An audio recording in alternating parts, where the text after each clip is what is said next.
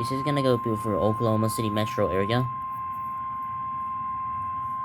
The National Weather Service in Norman has issued a tornado Now warning finally for got the tornado warning. Noble County in northern Oklahoma, north central Payne County, We got the finally the tornado warning for Oklahoma.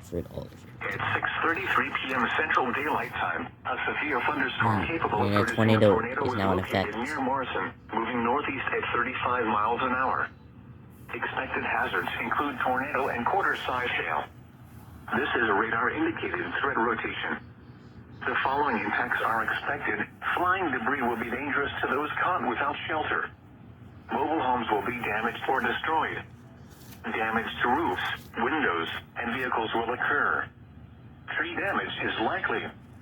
Locations impacted include Morrison and Glencoe. To locations, but the tornado is in Move to a effect. storm shelter. Safe Tornado room or warning in interior effect. room on the lowest floor of a sturdy building. Avoid windows. If you are outdoors, in a mobile home, or in a vehicle, move to the closest substantial shelter and protect yourself from flying debris.